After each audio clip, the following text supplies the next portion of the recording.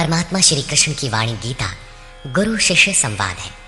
अतः अर्जुन ने स्वीकार किया कि शिष्यस्तेहं साधिमाम त्वाम प्रपन्नम। भगवान, मैं आपका शिष्य हूँ, आपकी शरण हूँ। मुझे वो उपदेश दीजिए जिससे मैं परम श्रेय को प्राप्त हो जाऊं। अतः उस परम गुरु के चरणों में गीता आरंभ करने से पूर्व ये स्तुति गुरु वंदना प्रस्तुत की जा रही है। ओम श्री सद्गुरुदेव भगवान की जय।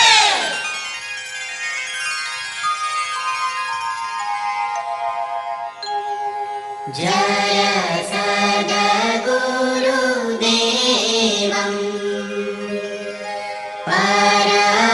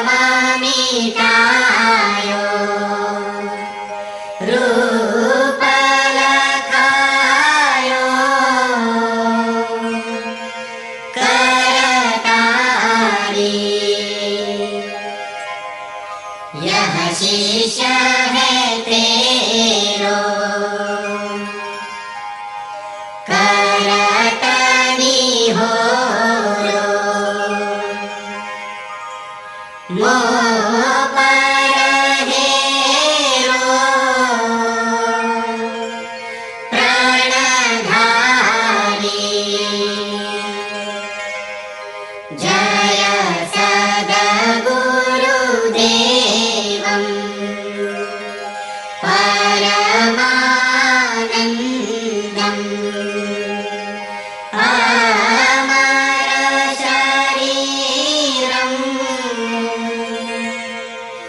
अविकारी निरगुणनिरमूलम्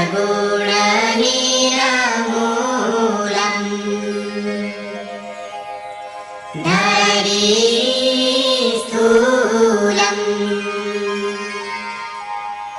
काटरशूलम्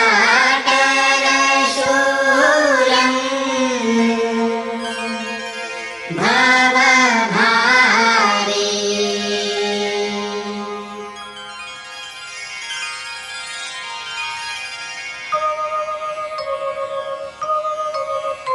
ॐ जय गुरुदेव जय गुरुदेव जय गुरुदेव जय गुरुदेव ॐ जय गुरुदेव जय गुरुदेव जय गुरुदेव जय गुरुदेव ॐ जय गुरुदेव जय गुरुदेव जय गुरुदेव जय गुरुदेव। अमृतंश बहनों तथा भाइयों, जिन महापुरुष ने समस्त वेदों का संकलन किया, वेदांत शास्त्र का प्रवर्तन किया, महाभारत तथा भागवत जिनकी कृतियां हैं, उन्होंने शास्त्रों के रूप में किसी ग्रंथ को मान्यता दी तो वो है भगवान श्री कृष्णोक्त गीता। तरह तरह की पूजा पद्धतियां परस्पर विरोधी संगठन धर्म के नाम पर प्रचलित है, जबकि धर्म का लक्ष्य है एक परमात्मा की शोध। कल्याण स्वरूप वो परमात्मा एक है, उसे प्राप्त करने की निश्चित क्रिया का पालन धर्म है। जब परमात्मा एक है, उसे प्राप्त करने की क्रिया एक है, तो बहुत से पंथ क्यों? इसके समाधान के लिए प्रस्तुत है यथार्थ गीता का भावांश, ये गीता कैसेट। धर्म के सरल स्वरूप और उसकी प्राप्ति हेतु निर्धारित क्रिया का क्रमबद्ध तथा पूर्ण विवरण योगेश्वर श्री कृष्णोक्त गीता है। विश्व के प्रत्येक महापुरुष ने जो कुछ भी साधन बताया है, वो सब का सब तथा अनेक गोपनीय स्थितियों का स्पष्टीकरण अकेले गीता में है। इसलिए संपूर्ण मानव जाति के कल्याण का अतर्क शास्त्र गीता है। महाभारत में संकेत है कि जब कौरवों और पांडवों की सेनाएं आमने सामने खड़ी हो गईं, तो संपूर्ण निशांतर कौरवों में प्रवेश कर गए और सभी देवता पांडवों में। इस कथन से महर्षि व्यास ने स्पष्ट कर दिया कि गीता के सभी पात्र देवता या असुर हैं तथा प्रतीकात्मक हैं। प्रत्येक मनुष्य के अंतःकरण में दैवी और आसुरी दो प्रकृतियां अनादिकाल से हैं। दैवी शक्तियों के सहयोग से जब मनुष्य अपने आत्मस्वरूप की ओर अग्रसर होता है, तो काम, क्रोध, राग, द्वेष इत्यादि आसुरी वृत्तियां बाधा के रूप में आक्रमण करती हैं। उनका पार पाना ही वास्तविक युद्ध है। अर्जुन श्रेय के लिए विकल था। उसकी दृष्टि में श्रेय का उपाय था कुल धर्म, पिंडोदक क्रिया, वर्ण संकर से बचाव, कुल क्षय से बचने के लिए युद्ध न करना इत्यादि। मात्र इतनी सी शंका के समाधान हेतु भगवान को उसे 18 अध्याय गीता समझानी पड़ी। अंत में पूछा कि क्या तेरा मोह नष्ट हुआ? अर्जुन ने स्वीकार किया कि भगवान, मेरा मोह नष्ट हो गया और अब मैं वैसा ही करूंगा जैसा भगवान ने उपदेश दिया है। वस्तुतः ये केवल अर्जुन की शंका नहीं थी, बल्कि मानव मात्र की शंका है कि श्रेय क्या है, उसे कैसे प्राप्त करें। इसलिए स्त्री पुरुष, आबाल वृद्ध, मानव मात्र के लिए गीता के 18 अध्याय का अनुशीलन एवं नियमित पाठ नितांत आवश्यक है, जिससे ब्रह्म विद्या की स्मृति सृजित रहे तथा बच्चों में भी इन कल्याणकारी संस्कारों का सृजन हो सके। इस गीता ज्ञान के बिना कोई भी मनुष्य उस ईश्वर के पथ पर नहीं चल सकता। अक्षय सुख, शाश्वत शांति, लोक में समृद्धि तथा मूल शंका समाधान हेतु इन कैसेटों का संकलन किया गया है। इसके नियमित श्रवण से संपूर्ण परिवार तथा स्वजन समुदाय को सुसंस्कृत करें। संसार में कहीं भी मनुष्य हो, उसके लिए गीता सदैव अमृत वाहिनी है। गीता आपका शास्त्र है। गौरव का विषय है कि 5000 वर्ष से भी अधिक अंतराल के बाद श्री कृष्ण का यथार्थ गायन आपके सम्मुख है। जन्म जन्मांतर की रूढ़ियों से ग्रस्त मस्तिष्क को स्वच्छ कर चिंतन के प्रशस्त पथ पर चलने के लिए इन कैसेटों का प्रसारण प्रातः अवश्य करें।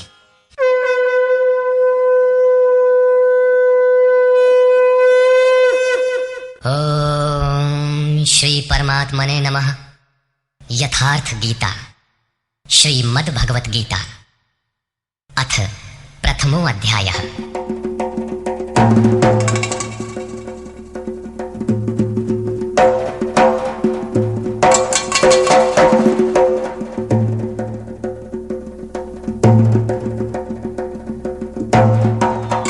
धृतराष्ट्र उवाच।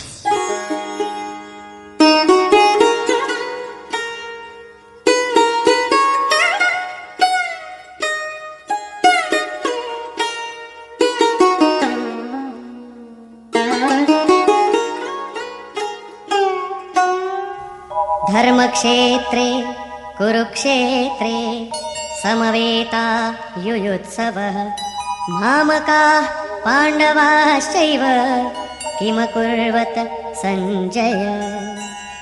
धृतराष्ट्र ने पूछा, हे संजय, धर्म क्षेत्र कुरुक्षेत्र में एकत्र युद्ध की इच्छा वाले मेरे और पांडु के पुत्रों ने क्या किया? अज्ञान रूपी धृतराष्ट्र और संयम रूपी संजय। अज्ञान मन के अंतराल में रहता है।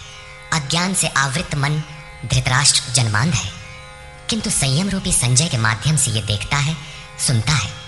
वो समझता है कि परमात्मा ही सत्य है।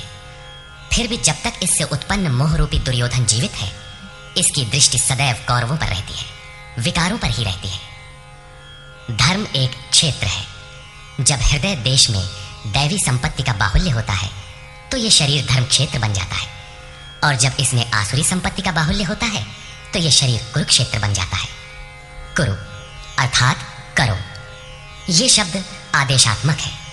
भगवान श्री कृष्ण कहते हैं, प्रकृति से उत्पन्न तीनों गुणों द्वारा परवश होकर मनुष्य कर्म करता है। वो क्षण मात्र भी कर्म किए बिना नहीं रह सकता। गुण उससे करा लेते हैं। तीनों गुण मनुष्य को देवता से कीट पर्यंत शरीरों में ही बांधते हैं। जब तक प्रकृति और प्रकृति से उत्पन्न गुण जीवित है, तब तक कुरु लगा रहेगा। अतः जन्म मृत्यु वाला क्षेत्र, विकारों वाला क्षेत्र कुरुक्षेत्र है, और परम धर्म परमात्मा में प्रवेश दिलाने वाली पुण्यमयी प्रवृत्तियों का क्षेत्र धर्म क्षेत्र है। पुरातत्वविद पंजाब में काशी प्रयाग के मध्य तथा अनेकानेक स्थलों पर कुरुक्षेत्र की शोध में लगे हैं, किंतु गीताकार ने स्वयं बताया है कि जिस क्षेत्र में यह युद्ध हुआ वो कहाँ है। इदम शरीरम कौन्तेय क्षेत्र मित्यभिधीयते। अर्जुन, ये शरीर ही क्षेत्र है, और जो इसको जानता है, इसका पार पा लेता है, वो क्षेत्रज्ञ है।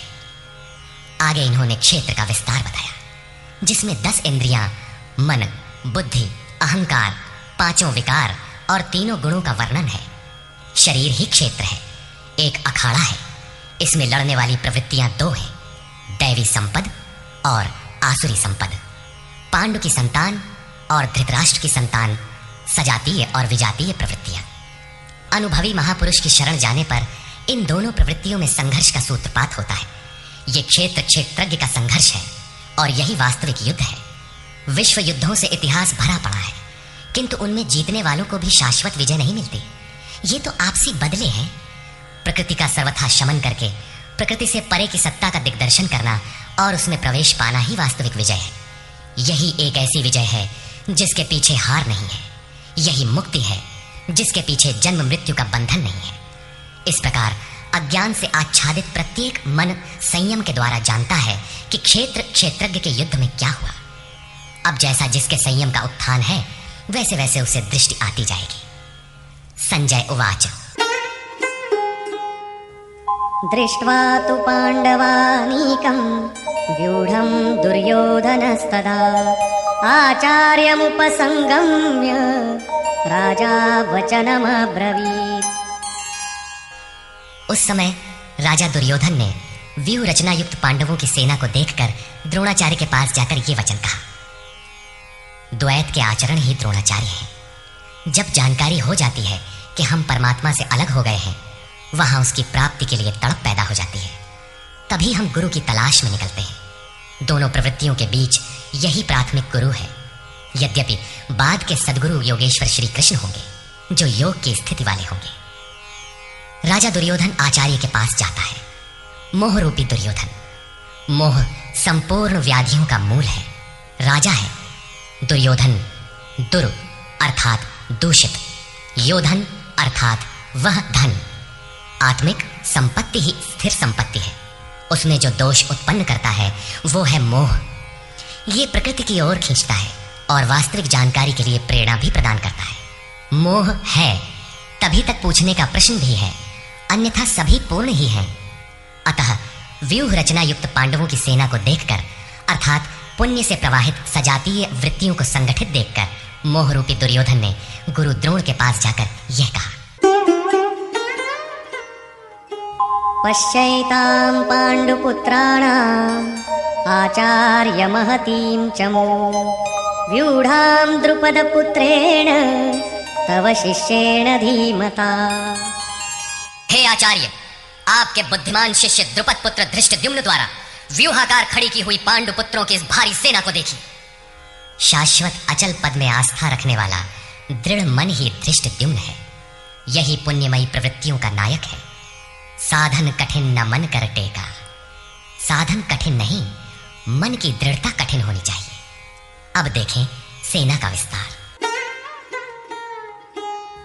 अत्र शूरा महेश्वासा भीमार्जुन समायुधि युयुधानो विराटश्च द्रुपदश्च महारथः। इस सेना में महेश्वासा, महान ईश में वास दिलाने वाले भाव रूपी भीम, अनुराग रूपी अर्जुन के समान बहुत से शूरवीर, जैसे सात्विकता रूपी सात्यकी, विराट सर्वत्र ईश्वरीय प्रवाह की धारणा, महारथी राजा द्रुपद अर्थात अचल स्थिति, तथा धृष्टकेतुश्चेकितानः काशीराजश्च वीर्यवान् पुरुजित् कुन्तिभोजश्च शैब्यश्च नरपुंगवः। धृष्टकेतु दृढ़ कर्तव्य, चेकितानः जहां भी जाए वहां से चित्त को खींचकर इष्ट में स्थिर करना, काशीराजः काया रूपी काशी में ही वो साम्राज्य है, पुरुजित स्थूल सूक्ष्म और कारण शरीरों पर विजय दिलाने वाला पुरुजित, कुंतिभोजः कर्तव्य से भव पर विजय, नरों में श्रेष्ठ शैव्य अर्थात सत्य व्यवहार। युधामन्युश्च विक्रान्तः उत्तमौजाश्च वीर्यवान् सौभद्रो द्रौपदेयाश्च सर्व एव महारथाः। और पराक्रमी युधामन्यु, युद्ध के अनुरूप मन की धारणा, उत्तमौजाः शुभ की मस्ती, सुभद्रा पुत्र अभिमन्यु। जब शुभ आधार आ जाता है तो मन भय से रहित हो जाता है। ऐसा शुभ आधार से उत्पन्न अभय मन, ध्यान रूपी द्रौपदी के पांचों पुत्र, वात्सल्य, लावण्य, सौम्यता, स्थिरता, सहृदयता, सब के सब महारथी हैं। साधन पथ पर संपूर्ण योग्यता के साथ चलने की क्षमताएं हैं। इस प्रकार दुर्योधन ने पांडव पक्ष के 15-20 नाम गिनाए, जो दैवी संपद के महत्वपूर्ण अंग हैं। विजातीय प्रवृत्ति का राजा होते हुए भी मोह ही सजातीय प्रवृत्तियों को समझने के लिए बाध्य करता है। दुर्योधन अपना पक्ष संक्षेप में कहता है, यदि कोई बाह्य युद्ध होता तो अपनी फौज बढ़ा चढ़ा कर गिनाता। विकार कम गिनाए गए क्योंकि उन पर विजय पाना है। वे नाशवान हैं। केवल 5-7 विकार बताए गए जिनके अंतराल में संपूर्ण बहिर्मुखी प्रवृत्ति विद्यमान है, जैसे अस्माकं तु विशिष्टाये तान्निबोध द्विजोत्तम नायका मम सैन्यस्य संज्ञार्थं तान् ब्रवीमि ते। द्विजोत्तम, हमारे पक्ष में जो जो प्रधान हैं उन्हें भी आप समझ लें। आपको जानने के लिए मेरी सेना के जो नायक हैं उनको कहता हूं। बाह्य युद्ध में सेनापति के लिए द्विजोत्तम संबोधन असामयिक है। वस्तुतः गीता अंतःकरण की 2 प्रवृत्तियों का संघर्ष है, जिसमें द्वैत का आचरण ही तृण है। जब तक हम लेश मात्र भी आराध्य से अलग हैं, तब तक प्रकृति विद्यमान है, द्वैत बना है। इस द्वि पर जय पाने की प्रेरणा प्रथम गुरु द्रोणाचार्य से मिलती है। अधूरी शिक्षा ही पूर्ण जानकारी के लिए प्रेरणा प्रदान करती है। वो पूजा स्थली नहीं, वहां शौर्य सूचक संबोधन होना चाहिए। विजातीय प्रवृत्ति के नायक कौन कौन हैं? भवान् भीष्मश्च कर्णश्च कृपश्च समितिञ्जयः अश्वत्थामा विकर्णश्च सौमदत्तिस्तथैव च। एक तो स्वयं आप द्वैत के आचरण रूपी द्रोणाचार्य हैं, भ्रम रूपी पितामह भीष्म है। भ्रम इन विकारों का उद्गम है, अंत तक जीवित रहता है, इसलिए पितामह है। समूची सेना मर गई, ये जीवित था, शरशैया पर अचेत था, फिर भी जीवित था। ये है भ्रम रूपी भीष्म। भ्रम अंत तक रहता है। इसी प्रकार विजातीय कर्म रूपी कर्ण तथा संग्राम विजयी कृपाचार्य है। साधनावस्था में साधक द्वारा कृपा का आचरण ही कृपाचार्य है। भगवान कृपाधाम है और प्राप्ति के पश्चात संत का भी वही स्वरूप है। किंतु साधन काल में जब तक हम अलग हैं, परमात्मा अलग है, विजातीय प्रवृत्ति जीवित है, मोहमयी घिराव है। ऐसी परिस्थिति में साधक यदि कृपा का आचरण करता है तो वो नष्ट हो जाता है। सीता ने दया की तो कुछ काल लंका में प्रायश्चित करना पड़ा। विश्वामित्र दयार्द्र हुए, पतित होना पड़ा। योग सूत्रकार महर्षि पतंजलि भी यही कहते हैं, ते समाधा वुपसर्गा व्युत्थाने सिद्धयः। व्युत्थान काल में सिद्धियां प्रकट होती हैं, वे वास्तव में सिद्धियां हैं, किंतु कैवल्य प्राप्ति के लिए उतनी ही बड़ी विघ्न हैं जितने काम, क्रोध, लोभ, मोह इत्यादि। गोस्वामी तुलसीदास का भी यही निर्णय है। माया अनेक विघ्न करती है, रिद्धियां प्रदान करती है, यहां तक कि सिद्ध बना देती है। ऐसी अवस्था वाला साधक बगल से निकल भर जाए, मरणासन रोगी भी जी उठेगा। वो भले ठीक हो जाए, किंतु साधक उसे अपनी देन मान बैठे तो नष्ट हो जाएगा। एक रोगी के स्थान पर हजारों रोगी घेर लेंगे, भजन चिंतन का क्रम अवरुद्ध हो जाएगा और उधर बहकते बहकते प्रकृति का बाहुल्य हो जाएगा। यदि लक्ष्य दूर है और साधक कृपा करता है तो कृपा का अकेला आचरण ही समितिंजय समूची सेना को जीत लेगा। इसलिए साधक को पूर्ति पर्यंत इससे सतर्क रहना चाहिए। दया बिनु संत कसाई, दया करी तो आफत आई। लेकिन अधूरी अवस्था में यह विजातीय प्रवृत्ति का दुर्धर्ष योद्धा है। इसी प्रकार आसक्ति रूपी अश्वत्थामा, विकल्प रूपी विकर्ण और भ्रममयी श्वास ही भूरिशवा है। ये सभी बहिर्मुखी प्रवाह के नायक हैं। अन्ये च बहवः शूराः मदर्थे त्यक्तजीविताः नानाशस्त्र प्रहरणाः सर्वे युद्धविशारदाः। और भी बहुत से शूरवीर अनेक शस्त्रों से युक्त मेरे लिए जीवन की आशा को त्याग कर युद्ध में डटे हैं। सभी मेरे लिए प्राण त्यागने वाले हैं, किंतु उनकी कोई ठोस गणना नहीं है। अब कौन सी सेना किन भावों द्वारा सुरक्षित है, इस पर कहते हैं, अपर्याप्तं तदस्माकं बलं भीष्माभिरक्षितं पर्याप्तं त्विदमेतेषां बलं भीमाभिरक्षितं। भीष्म द्वारा रक्षित हमारी सेना सब प्रकार से अजेय है और भीम द्वारा रक्षित इन लोगों की सेना जीतने में सुगम है। पर्याप्त और अपर्याप्त जैसे श्लिष्ट शब्द का प्रयोग दुर्योधन की आशंका को व्यक्त करता है। अतः देखना है कि भीष्म कौन सी सत्ता है जिस पर कौरव निर्भर करते हैं तथा भीम कौन सी सत्ता है जिस पर दैवी संपद संपूर्ण पांडव निर्भर है। दुर्योधन अपनी व्यवस्था देता है कि अयनेषु च सर्वेषु यथा भागमवस्थिताः भीष्ममेवाभिरक्षन्तु भवन्तः सर्व एव हि। इसलिए सब मोर्चों पर अपनी अपनी जगह स्थित रहते हुए आप लोग सब के सब भीष्म की ही सब ओर से रक्षा करें। यदि भीष्म है तो हम अजय हैं, इसलिए आप पांडवों से न लड़कर केवल भीष्म की ही रक्षा करें। कैसा योद्धा है भीष्म, जो स्वयं अपनी रक्षा नहीं कर पा रहा है, कौरवों को उसकी रक्षा व्यवस्था करनी पड़ रही है। यह कोई बाह्य योद्धा नहीं, भ्रम ही भीष्म है। जब तक भ्रम जीवित है तब तक विजातीय प्रवृत्तियां कौरव अजेय हैं। अजेय का यह अर्थ नहीं कि जिसे जीता ही ना जा सके, बल्कि अजेय का अर्थ दुर्जय है, जिसे कठिनाई से जीता जा सकता हो। महा अजय संसार रिपु जीति सकई सो वीर।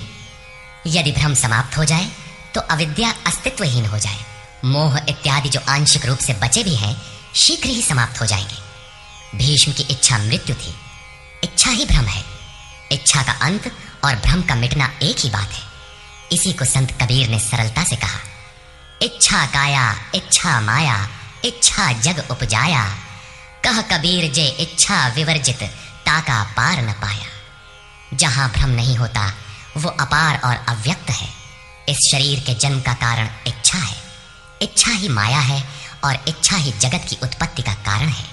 सो कामयत तदैक्षत बहुश्याम प्रजायेय इति।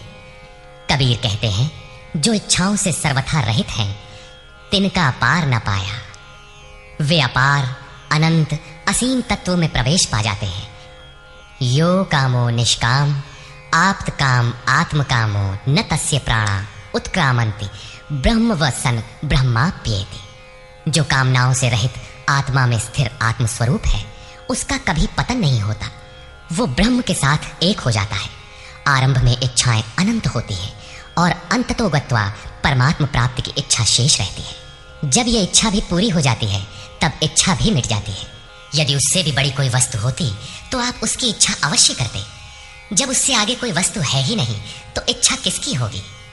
जब प्राप्त होने योग्य कोई वस्तु अप्राप्त न रह जाए तो इच्छा भी समूल नष्ट हो जाती है और इच्छा के मिटते ही ब्रह्म का सर्वथा अंत हो जाता है। यही भीष्म की इच्छा मृत्यु है। भीम द्वारा रक्षित इन लोगों की सेना जीतने में सुगम है। भाव रूपी भीम, भावे विद्यते देवः। भाव में वो क्षमता है कि अविदित परमात्मा भी विदित हो जाता है। भाववस्य भगवान सुख निधान करुणा अयन। श्री कृष्ण ने इसे श्रद्धा कहकर संबोधित किया है। भाव में वो क्षमता है कि भगवान को भी वश में कर लेता है। भाव से ही संपूर्ण पुण्यमयी प्रवृत्ति का विकास है। ये पुण्य का संरक्षक है तो इतना बलवान कि परम देव परमात्मा को संभव बनाता है, किंतु साथ ही इतना कोमल भी है कि आज भाव है तो कल अभाव में बदलते देर नहीं लगती। इष्ट में लेश मात्र भी त्रुटि प्रतीत होने पर भाव डगमगा जाता है। पुण्यमयी प्रवृत्ति विचलित हो उठती है, इष्ट से संबंध टूट जाता है।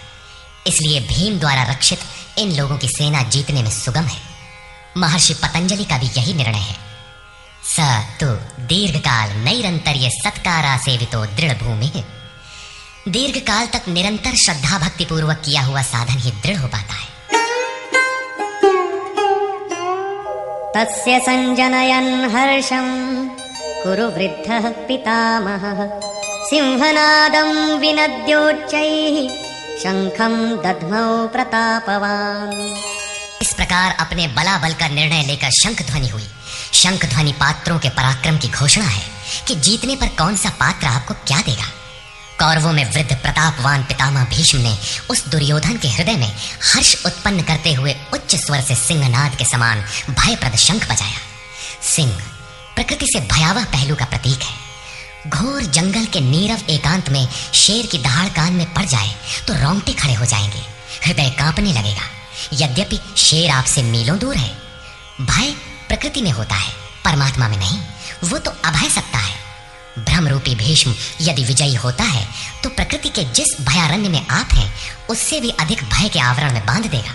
भय की एक परत और बढ़ जाएगी, भय का आवरण घना हो उठेगा। ये भ्रम इसके अतिरिक्त और कुछ नहीं दे सकेगा। अतः प्रकृति से निवृत्ति ही गंतव्य का मार्ग है। संसार में प्रवृत्ति तो भवाटवी है, घोर अंधकार की छाया है। इसके आगे कौरवों की कोई घोषणा नहीं है। कौरवों की ओर से कई बाजे एक साथ बजे, किंतु कुल मिलाकर वे भी भय ही प्रदान करते हैं, इससे अधिक कुछ नहीं। प्रत्येक विकार कुछ न कुछ भय तो देता ही है। इसलिए उन्होंने भी घोषणा की, ततः शंखाश्च भैर्यश्च पणवानक गोमुखाः सहसैवाभ्य हन्यन्त सशब्दस्तु मूलोऽभवत्। तदनंतर अनेक शंख, नगारे, ढोल और नरसिंहादि बाजे एक साथ ही बजे। उनका शब्द भी बड़ा भयंकर हुआ। भय का संचार करने के अतिरिक्त कौरवों की कोई घोषणा नहीं है। बहिर्मुखी विजातीय प्रवृत्ति सफल होने पर मोहमय बंधन और घना कर देती है। अब पुण्यमयी प्रवृत्तियों की ओर से घोषणाएं हुई, जिनमें पहली घोषणा योगेश्वर श्री कृष्ण की है।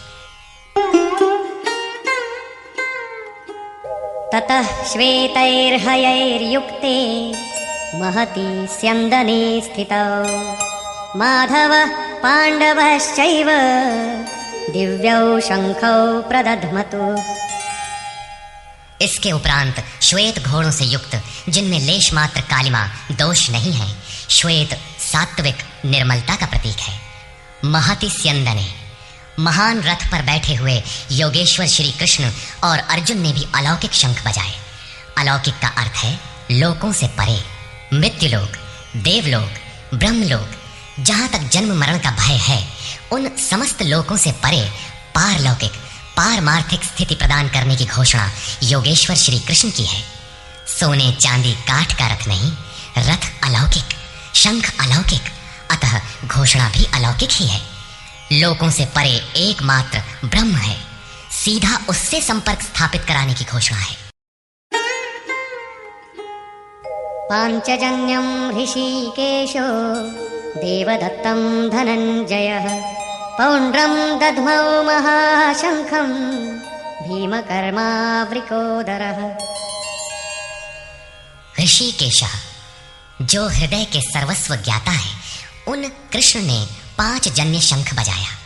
पांचों ज्ञानेंद्रियों को पंच तन्मात्राओं शब्द, स्पर्श, रूप, रस, गंध के रसों से समेटकर अपने जन भक्त की श्रेणी में ढालने की घोषणा की। विकराल रूप से बहकती हुई इंद्रियों को समेटकर उन्हें अपने सेवक की श्रेणी में खड़ा कर देना हृदय से प्रेरक सद्गुरु की देन है। श्री कृष्ण एक योगेश्वर सद्गुरु थे। शिष्यस्तेहम्, भगवान मैं आपका शिष्य हूं।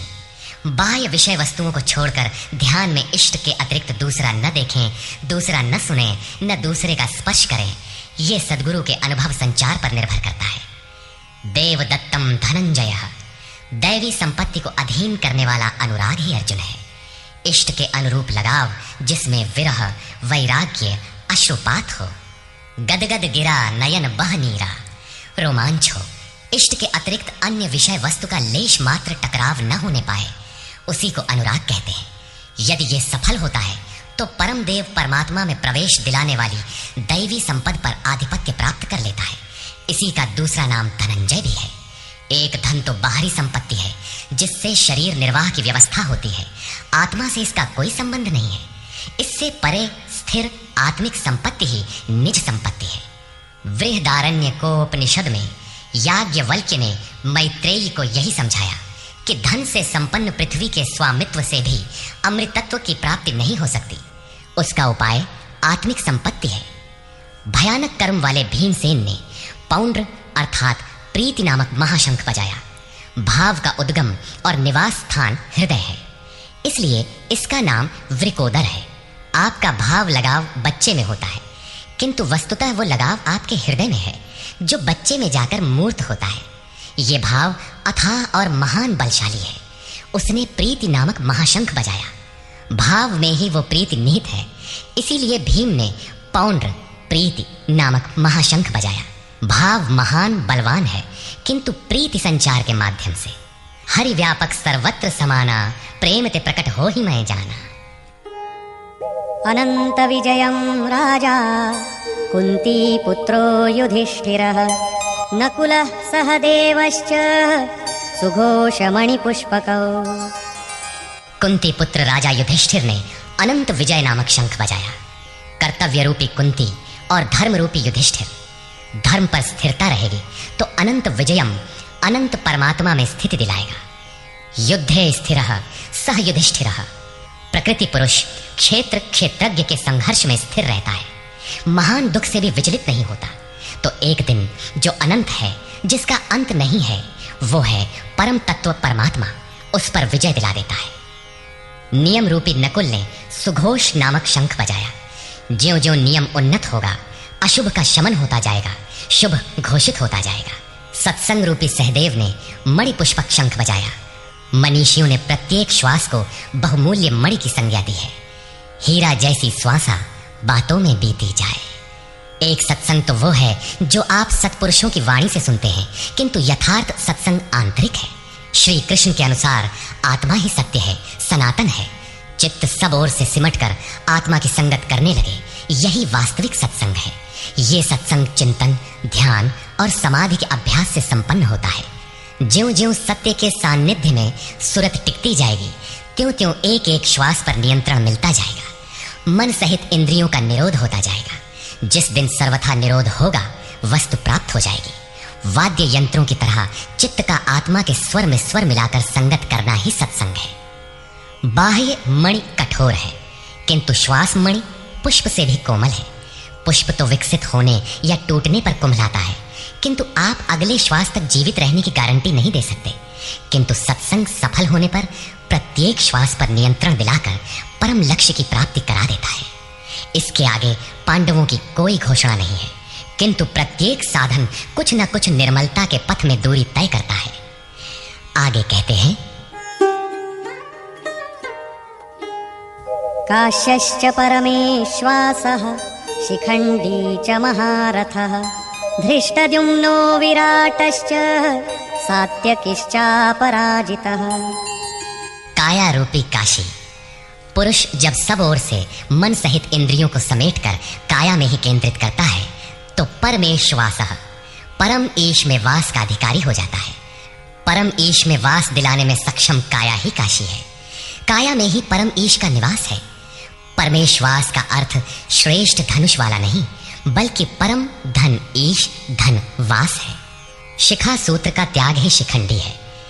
आजकल लोग सिर के बाल कटा लेते हैं और सूत्र के नाम पर गले की जनेऊ हटा लेते हैं, अग्नि जलाना छोड़ देते हैं, हो गया सन्यास उनका।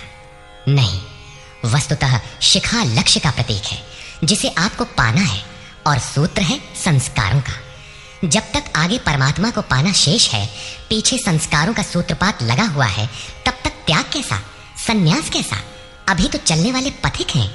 जब प्राप्तव्य प्राप्त हो जाए, पीछे लगे हुए संस्कारों की डोर कट जाए, ऐसी अवस्था में ब्रह्म सर्वथा शांत हो जाता है।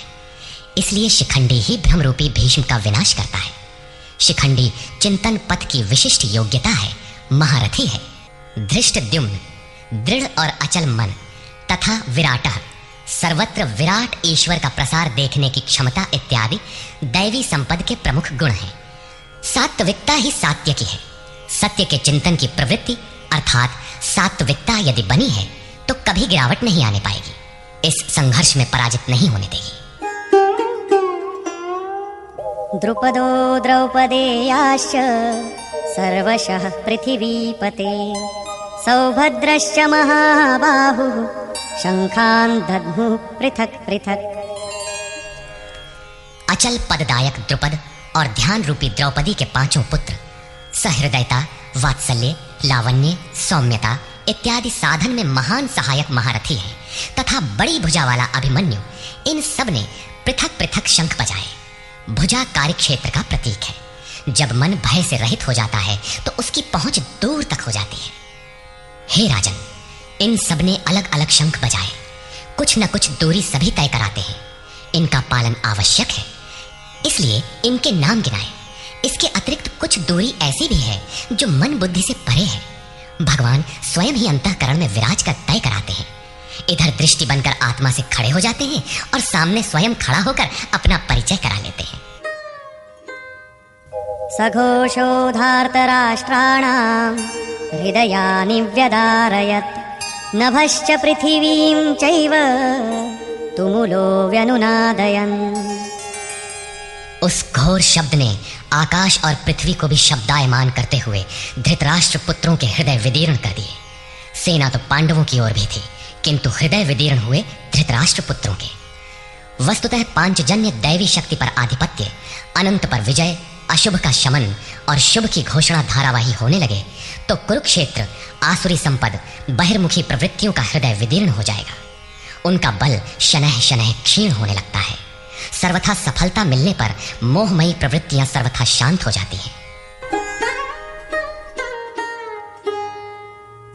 अथ व्यवस्थितान् दृष्ट्वा धार्तराष्ट्रान् कपिध्वजः प्रवृत्ते शस्त्रसम्पाते धनुरुद्यम्य पाण्डवः ऋषिकेशं तदा वाक्यम् इदमाह महीपते सेनयोरुभयोर्मध्ये रथं स्थापयमेच्युत।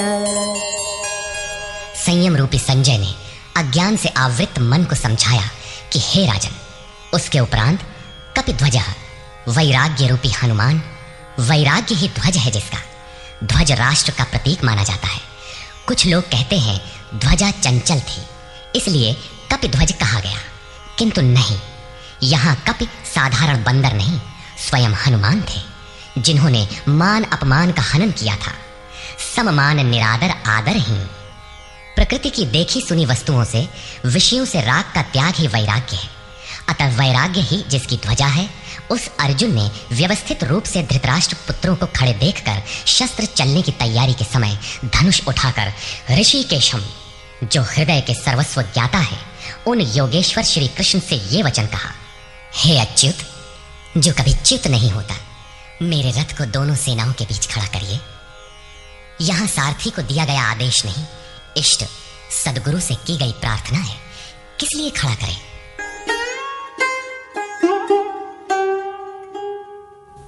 यावदेतान् निरीक्षेऽहं योद्धुकामानवस्थितान् कैर्मया सह योद्धव्यम् अस्मिन् रणसमुद्यमे। जब तक मैं स्थित हुए युद्ध की कामना वालों को अच्छी प्रकार देख न लूं कि इस युद्ध के उद्योग में मुझे किन किन के साथ युद्ध करना योग्य है, इस युद्ध व्यापार में मुझे किन किन के साथ युद्ध करना है। योत्स्यमानान् वेक्षेऽहं य एतेऽत्र समागताः धार्तराष्ट्रस्य दुर्बुद्धेर्युद्धे प्रियचिकीर्षवः। दुर्बुद्धि दुर्योधन का युद्ध में कल्याण चाहने वाले जो ये राजा लोग इस सेना में आए हैं, उन युद्ध करने वालों को मैं देखूंगा, इसलिए खड़ा करें। मोह रूपी दुर्योधन, मोहमयी प्रवृत्तियों का कल्याण चाहने वाले जो राजा इस युद्ध में आए हैं, उनको मैं देख लूं। संजय उवाच।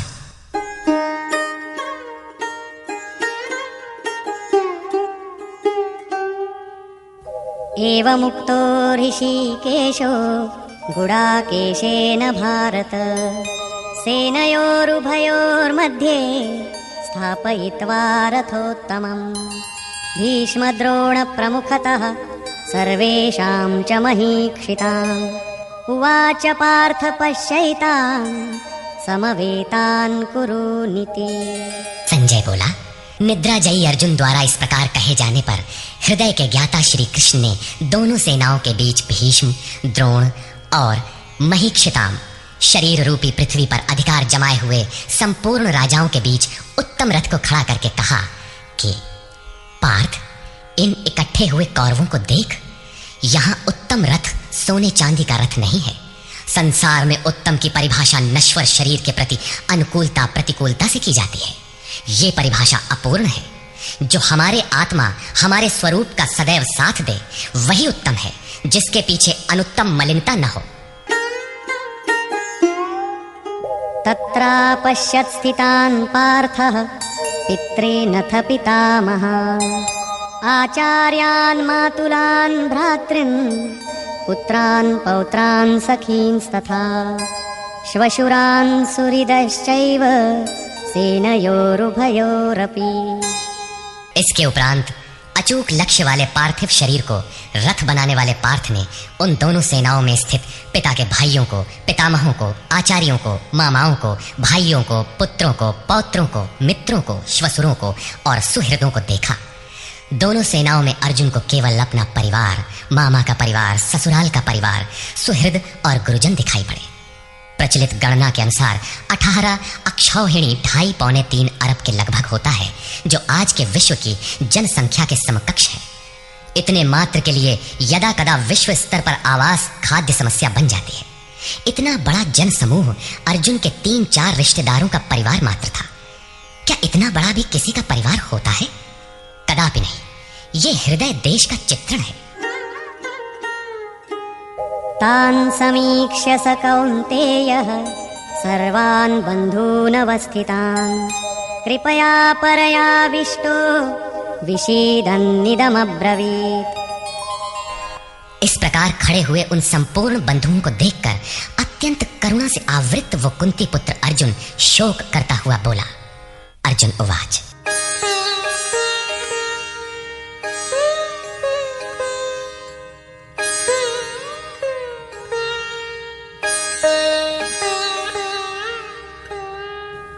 दृष्ट्वेमं स्वजनं कृष्ण युयुत्सुं समुपस्थितं सीदन्ति मम गात्राणि मुखं च परिशुष्यति वेपथुश्च शरीरे मे रोमहर्षश्च जायते।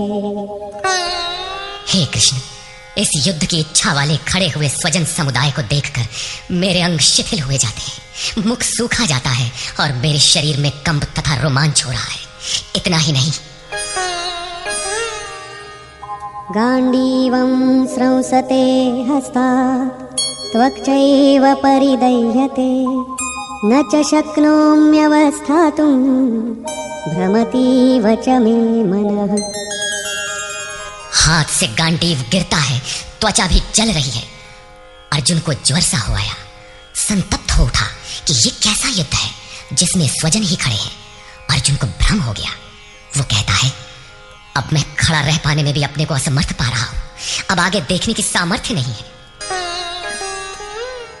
निमित्तानि च पश्यामि विपरीतानि केशव न च श्रेयोनुपश्यामि हत्वा स्वजनमाहवे।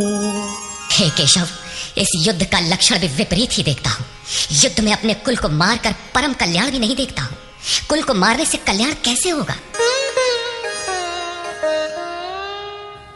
न कांक्षे विजयं कृष्ण न च राज्यं सुखानि च किन्नो राज्येन गोविन्द किं भोगैर्जीवितेन वा। संपूर्ण परिवार युद्ध के मुहाने पर है। इन्हें युद्ध में मारकर विजय, विजय से मिलने वाला राज्य और राज्य से मिलने वाला सुख अर्जुन को नहीं चाहिए। वो कहता है, हे श्री कृष्ण, मैं विजय नहीं चाहता, राज्य तथा सुख भी नहीं चाहता। हे गोविंद, हमें राज्य या भोग अथवा जीवन से भी क्या प्रयोजन है? क्यों? येषामर्थे कांक्षितं नो राज्यं भोगाः सुखानि च तैमेव स्थिता युद्धे प्राणान् त्यक्त्वा धनानि च। हमें जिनके लिए राज्य, भोग और सुखादिक इच्छित हैं, वे ही परिवार जीवन की आशा त्याग कर युद्ध के मैदान में खड़े। हमें राज्य इच्छित था तो परिवार को लेकर, भोग, सुख और धन की पिपासा थी तो स्वजन और परिवार के साथ उन्हें भोगने की थी। किंतु जब सब के सब प्राणों की आशा त्याग कर खड़े हैं तो मुझे सुख, राज्य या भोग नहीं चाहिए। ये सब इन्हीं के लिए प्रिय थे। इनसे अलग होने पर हमें इनकी आवश्यकता नहीं है। जब तक परिवार रहेगा तब तक ये वासनाएं भी रहती हैं। झोपड़ी में रहने वाला भी अपने परिवार, मित्र और स्वजन को मारकर विश्व का साम्राज्य स्वीकार नहीं करेगा। अर्जुन यही कहता है कि हमें भोग प्रिय थे, विजय प्रिय थी, किंतु जिनके लिए थी, जब वे ही नहीं रहेंगे तो भोगों से क्या प्रयोजन? इस युद्ध में मारना किसे है? आचार्याः पितरः पुत्राः तथैव च पितामहाः मातुलाः श्वशुराः पौत्राः शालाः संबंधिनस्तथा। इस युद्ध में ताऊ, चाचे, लड़के और इसी प्रकार दादा, मामा, श्वशुर, पोते, साले तथा समस्त संबंधी ही हैं।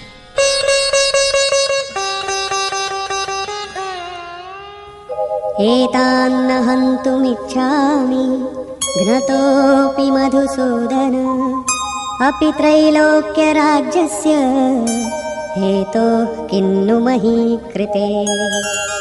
हे मधुसूदन, मुझे मारने पर भी अथवा 3 लोक के राज्य के लिए भी मैं इन सबको मारना नहीं चाहता। फिर पृथ्वी के लिए कहना ही क्या? 18 अक्षौहिणी सेना में अर्जुन को अपना परिवार ही दिखाई पड़ा। इतने अधिक स्वजन वास्तव में क्या है? वस्तुतः अनुराग ही अर्जुन है। भजन के आरंभ में प्रत्येक अनुरागी के समक्ष यही समस्या रही है। सभी चाहते हैं कि हम भजन करें, उस परम सत्य को पालें, किंतु किसी अनुभवी सद्गुरु के संरक्षण में कोई अनुरागी जब क्षेत्रज्ञ के संघर्ष को समझता है कि हमें किन से लड़ना है तो वो हताश हो जाता है। वो चाहता है कि हमारे पिता का परिवार, ससुराल का परिवार, मामा का परिवार, सुहृद, मित्र और गुरुजन साथ रहें, सभी सुखी रहें और इन सब की व्यवस्था करते हुए हम परमात्म स्वरूप की प्राप्ति भी कर लें। किंतु जब वो समझता है कि आराधना में अग्रसर होने के लिए परिवार छोड़ना होगा, इन संबंधों का मोह समाप्त करना होगा, तो वो अधीर हो उठता है। पूज्य महाराज जी कहा करते थे, मरना और साधु होना बराबर है। साधु के लिए सृष्टि में दूसरा कोई जीवित है भी, किंतु घर वालों के नाम पर कोई नहीं है। यदि कोई है तो लगाव है, मोह समाप्त कहाँ हुआ? जहां तक लगाव है उसका पूर्ण त्याग उस लगाव के अस्तित्व मिटने पर ही उसकी विजय है। इन संबंधों का प्रसार ही तो जगत है, अन्यथा जगत में हमारा क्या है। तुलसीदास कह चिद विलास जग बूझत बूझत बूझ है, मन का प्रसार ही जगत है। योगेश्वर कृष्ण ने भी मन के प्रसार को ही जगत कहकर संबोधित किया। जिसने इसके प्रभाव को रोक लिया उसने चराचर जगत ही जीत लिया। इहैव तैर्जितः सर्गो येषां साम्ये स्थितम मनः। केवल अर्जुन अधीर था ऐसी बात नहीं है, अनुराग सबके हृदय में है। प्रत्येक अनुरागी अधीर होता है, उसे संबंधी याद आने लगते हैं। पहले वो सोचता था कि भजन से कुछ लाभ होगा तो ये सब सुखी होंगे, इनके साथ रहकर उसे भोगेंगे। जब ये साथ ही नहीं रहे तो सुख लेकर क्या करेंगे। अर्जुन की दृष्टि राज्य सुख तक ही सीमित थी। वो त्रिलोकी के साम्राज्य को ही सुख की पराकाष्ठा समझता था। इसके आगे भी कोई सत्य है, इसकी जानकारी अर्जुन को अभी नहीं है। निहत्य धार्तराष्ट्रान्नः का प्रीति स्यात् जनार्दन, पापमेवाश्रयेदस्मान् हत्वैतानाततायिनः। हे जनार्दन, धृतराष्ट्र के पुत्रों को मारकर भी हमें क्या प्रसन्नता होगी। जहां धृतराष्ट्र अर्थात धृष्टता का राष्ट्र है, उससे उत्पन्न मोह रूपी दुर्योधन इत्यादि को मारकर भी हमें क्या प्रसन्नता होगी। इन आतताइयों को मारकर हमें पाप ही तो लगेगा। जो जीवन यापन के तुच्छ लाभ के लिए अनीति अपनाता है वो आतताई कहलाता है, किंतु वस्तुतः इससे भी बड़ा आतताई वो है जो आत्मा के पथ में अवरोध उत्पन्न करता है। आत्मदर्शन में बाधक काम, क्रोध, लोभ, मोह आदि का समूह ही आतताई है। तस्मान्नार्हा वयं हन्तुं धार्तराष्ट्रान् स्वबान्धवान्, स्वजनं हि कथं हत्वा सुखिनः स्याम माधव। इससे हे माधव, अपने बांधव धृतराष्ट्र के पुत्रों को मारने के लिए हम योग्य नहीं हैं। स्वबांधव कैसे? वे तो शत्रु थे ना। वस्तुतः शरीर के रिश्ते अज्ञान से उत्पन्न होते हैं। ये मामा है, ससुराल है, स्वजन समुदाय है, ये सब अज्ञान ही तो है। जब शरीर ही नश्वर है तब इसके रिश्ते ही कहाँ रहेंगे। मोह है तभी तक सुहृद है, हमारा परिवार है, हमारी दुनिया है। मोह नहीं तो कुछ भी नहीं। इसीलिए वे शत्रु भी अर्जुन को स्वजन दिखाई पड़े। वो कहता है कि अपने कुटुंब को मारकर हम कैसे सुखी होंगे। यदि अज्ञान और मोह न रहे तो कुटुंब का अस्तित्व न हो। यह अज्ञान ज्ञान का प्रेरक भी है। भर्तृहरि, तुलसी इत्यादि अनेक महानुभावों को वैराग्य की प्रेरणा पत्नी से मिली, तो कोई सौतेली मां के व्यवहार से खिन्न होकर वैराग्य पथ पर अग्रसर हुआ दिखाई देता है।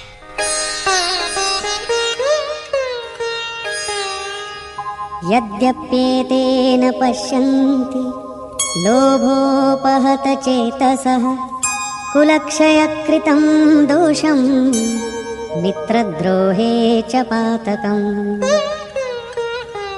यद्यपि लोभ से भ्रष्ट चित्त हुए ये लोग कुल नाश के दोष और मित्र द्रोह के पाप को नहीं देखते हैं, ये उनकी कमी है। फिर भी कथं न ज्ञेयमस्माभिः पापादस्मान्निवर्तितुं, कुलक्षयकृतं दोषं प्रपश्यद्भिर्जनार्दन। हे जनार्दन, कुल नाश से होने वाले दोषों को जानने वाले हम लोगों को इस पाप से हटने के लिए क्यों नहीं विचार करना चाहिए। मैं ही पाप करता हूं ऐसी बात नहीं, आप भी भूल करने जा रहे हैं। कृष्ण पर भी आरोप लगाया। अभी वो समझ में अपने को कृष्ण से कम नहीं मानता। प्रत्येक नया साधक सद्गुरु की शरण जाने पर इसी प्रकार तर्क करता है और अपने को जानकारी में कम नहीं समझता। यही अर्जुन भी कहता है कि ये भले न समझे किंतु हम आप तो समझदार हैं। कुल नाश के दोषों पर हमें विचार करना चाहिए। कुल नाश में दोष क्या है? कुलक्षये प्रणश्यन्ति कुलधर्माः सनातनाः, धर्मे नष्टे कुलं कृत्स्नम् अधर्मोऽभिभवत्युत। कुल के नाश होने से सनातन कुल धर्म नष्ट हो जाते हैं। अर्जुन कुल धर्म कुलाचार को ही सनातन धर्म समझ रहा था। धर्म के नाश होने पर संपूर्ण कुल को पाप भी बहुत दबा लेता है। अधर्माभिभवात् कृष्ण प्रदुष्यन्ति कुलस्त्रियः, स्त्रीषु दुष्टासु वार्ष्णेय जायते वर्णसंकरः। हे कृष्ण, पाप के अधिक बढ़ जाने से कुल की स्त्रियां दूषित हो जाती हैं। हे वार्ष्णेय, स्त्रियों के दूषित होने पर वर्ण संकर उत्पन्न होता है। अर्जुन की मान्यता थी कि कुल की स्त्रियों के दूषित होने से वर्ण संकर होता है, किंतु श्री कृष्ण ने इसका खंडन करते हुए आगे बताया कि मैं अथवा स्वरूप में स्थित महापुरुष यदि आराधना क्रम में भ्रम उत्पन्न कर दे तब वर्ण संकर होता है। वर्ण संकर के दोषों पर अर्जुन प्रकाश डालता है। संकरो नरकायैव कुलघ्नानां कुलस्य च पतन्ति पितरो येषां लुप्तपिण्डोदकक्रियाः। वर्ण संकर कुल घातियों और कुल को नरक में ले जाने के लिए ही होता है। लुप्त हुई पिंड क्रिया वाले इनके पितर लोग भी गिर जाते हैं। वर्तमान नष्ट हो जाता है, अतीत के पितर गिर जाते हैं और भविष्य वाले भी गिरेंगे। इतना ही नहीं,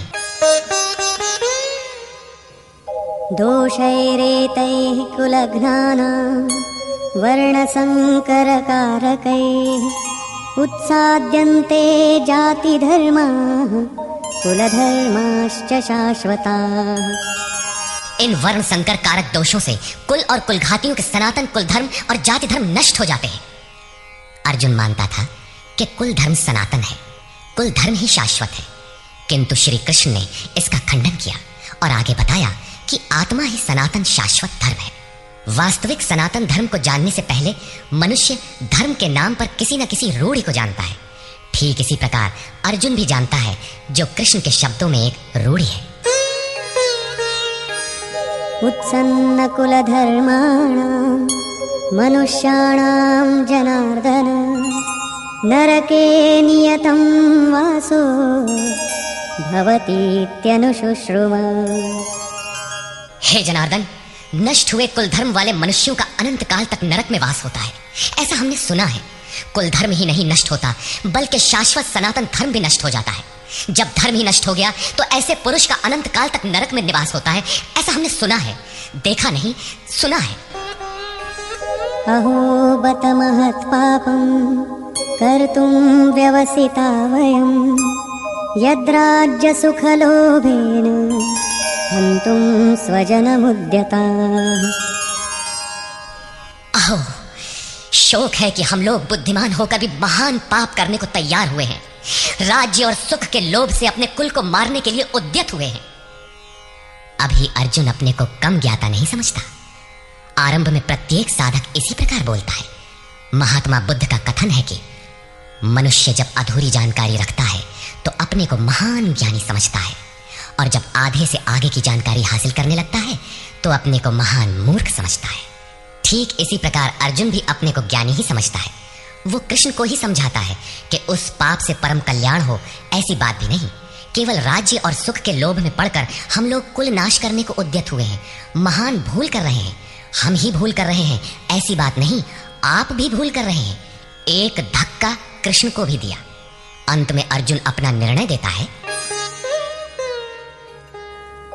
यदि माम प्रतीकारम् अशस्त्रं शस्त्रपाणयः धार्तराष्ट्रारणे हन्युः तन्मे क्षेमतरं भवेत्।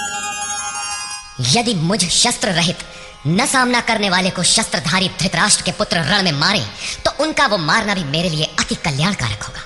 इतिहास तो कहेगा कि अर्जुन समझदार था, जिसने अपनी बलि देकर युद्ध बचा लिया।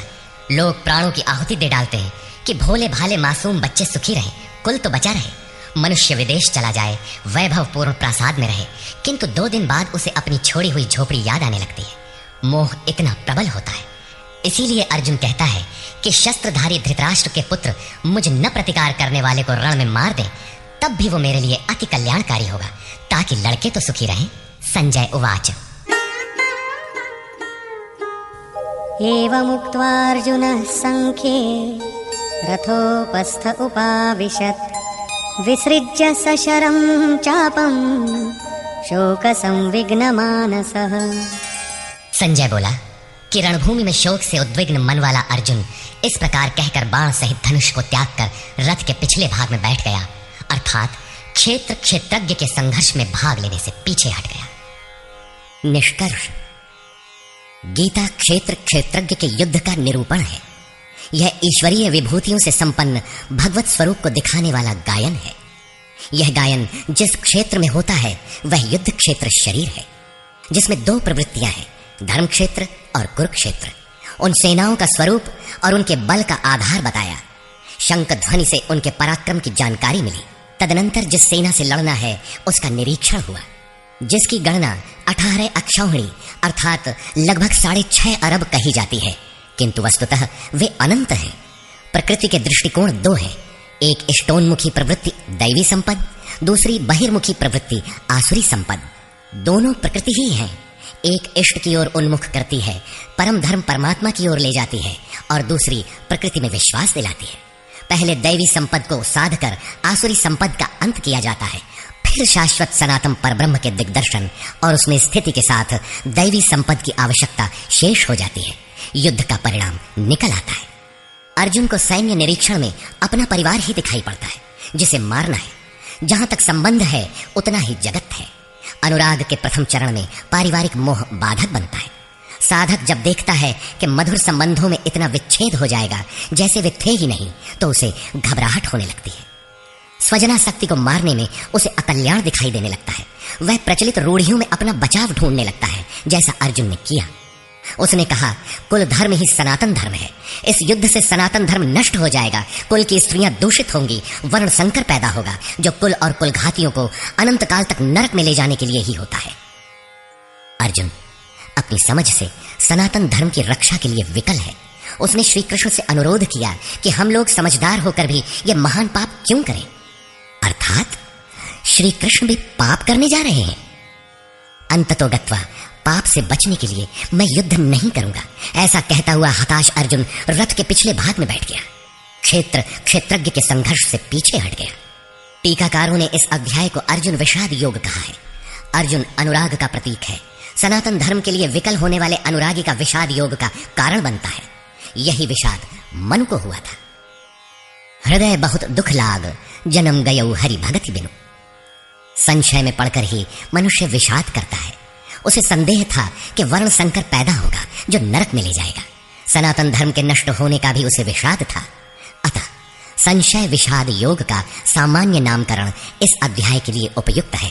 अतः ओम तत्सदिति श्रीमद्भगवद गीता सूपनिषत्सु ब्रह्म विद्यायाम योग शास्त्रे श्री कृष्ण अर्जुन संवादे संशय विषाद योगो नाम प्रथमोऽध्यायः। इस प्रकार स्वामी अगणानंद कृत श्रीमद्भगवद गीता के भाष्य यथार्थ गीता का प्रथम अध्याय पूर्ण होता है।